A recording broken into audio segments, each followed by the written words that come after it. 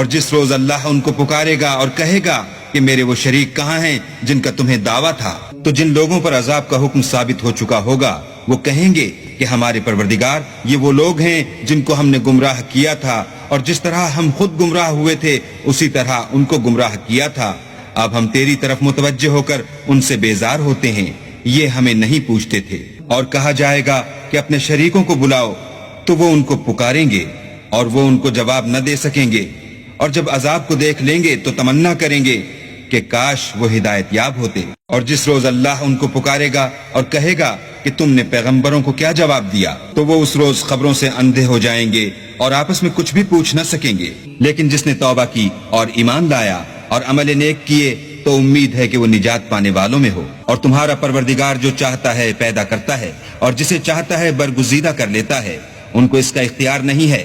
یہ جو شرک کرتے ہیں اللہ اس سے پاک و بالا تر ہے، اور ان کے سینے جو کچھ مخفی کرتے اور جو یہ ظاہر کرتے ہیں تمہارا پروردگار اس کو جانتا ہے، اور وہی اللہ ہے، اس کے سوا کوئی معبود نہیں، دنیا اور آخرت میں اسی کی تعریف ہے اور اسی کا حکم، اور اسی کی طرف تم لوٹائے جاؤ گے۔ کہو بھلا دیکھو تو اگر اللہ تم پر ہمیشہ قیامت کے دن تک رات کی تاریکی کیے رہے تو اللہ کے سوا کون معبود ہے جو تم کو روشنی لا دے؟ تو کیا تم سنتے نہیں؟ کہو تو بھلا دیکھو تو اگر اللہ تم پر ہمیشہ قیامت تک دن کیے رہے تو اللہ کے سوا کون معبود ہے کہ تم کو رات لا دے جس میں تم آرام کرو؟ تو کیا تم دیکھتے نہیں؟ اور جس دن وہ ان کو پکارے گا اور کہے گا کہ میرے وہ شریک جن کا تمہیں دعویٰ تھا کہاں ہیں، اور ہم ہر ایک امت میں سے گواہ نکال لیں گے، پھر کہیں گے کہ اپنی دلیل پیش کرو، تو وہ جان لیں گے کہ سچ بات اللہ کی ہے اور جو کچھ وہ افترا کیا کرتے تھے ان سے جاتا رہے گا۔ قارون موسیٰ کی قوم میں سے تھا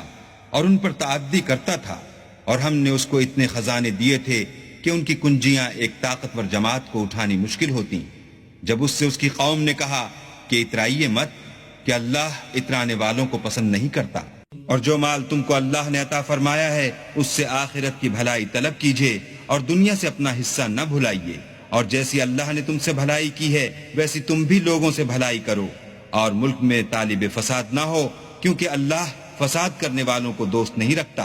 بولا کہ یہ مال مجھے میری دانش کے زور سے ملا ہے،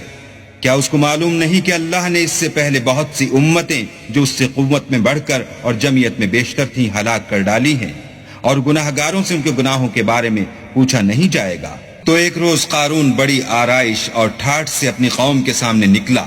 جو لوگ دنیا کی زندگی کے طالب تھے کہنے لگے کہ جیسا مال و متاع قارون کو ملا ہے کاش ایسا ہی ہمیں بھی ملے، وہ تو بڑا ہی صاحب نصیب ہے۔ اور جن لوگوں کو علم دیا گیا تھا وہ کہنے لگے کہ تم پر افسوس، مومنوں اور نیکوکاروں کے لیے جو ثواب اللہ کے ہاں تیار ہے وہ کہیں بہتر ہے، اور وہ صرف صبر کرنے والوں ہی کو ملے گا۔ پس ہم نے قارون کو اور اس کے گھر کو زمین میں دھنسا دیا، تو اللہ کے سوا کوئی جماعت اس کی مددگار نہ ہو سکی اور نہ وہ بدلہ لے سکا۔ اور وہ لوگ جو کل اس کے رتبے کی تمنا کرتے تھے صبح کو کہنے لگے ہائے شامت، اللہ ہی تو اپنے بندوں میں سے جس کے لیے چاہتا ہے رزق فراخ کر دیتا ہے اور جس کے لیے چاہتا ہے تنگ کر دیتا ہے، اگر اللہ ہم پر احسان نہ کرتا تو ہمیں بھی دھسا دیتا، ہائے خرابی، کافر نجات نہیں پا سکتے۔ وہ جو آخرت کا گھر ہے ہم نے اسے ان لوگوں کے لیے تیار کر رکھا ہے جو ملک میں ظلم اور فساد کا ارادہ نہیں رکھتے، اور انجام نیک تو پرہیزگاروں ہی کا ہے۔ جو شخص نیکی لے کر آئے گا اس کے لیے اس سے بہتر صلہ موجود ہے، اور جو برائی لائے گا تو جن لوگوں نے برے کام کیے ان کو بدلہ بھی اسی طرح کا ملے گا جس طرح کے وہ کام کرتے تھے۔ اے پیغمبر صلی اللہ علیہ وآلہ وسلم، جس اللہ نے تم پر قرآن کے احکام کو فرض کیا ہے وہ تمہیں بازگشت کی جگہ لوٹا دے گا۔ کہہ دو کہ میرا پروردگار اس شخص کو بھی خوب جانتا ہے جو ہدایت لے کر آیا اور اس کو بھی جو صریح گمراہی میں ہے، اور تمہیں امید نہ تھی کہ تم پر یہ کتاب نازل کی جائے گی مگر تمہارے پروردگار کی مہربانی سے نازل ہوئی، تو تم ہرگز کافروں کے مددگار نہ ہونا، اور وہ تمہیں اللہ کی آیتوں کی تبلیغ سے بعد اس کے کہ وہ تم پر نازل ہو چکی ہیں روک نہ دیں، اور اپنے پروردگار کو پکارتے رہو اور مشرکوں میں ہرگز نہ ہو جیو، اور اللہ کے ساتھ کسی اور کو معبود سمجھ کر نہ پکارنا، اس کے سوا کوئی معبود نہیں، اس کی ذات پاک کے سوا ہر چیز فنا ہونے والی ہے، اس کا حکم ہے اور اسی کی طرف تم لوٹ کر جاؤ گے۔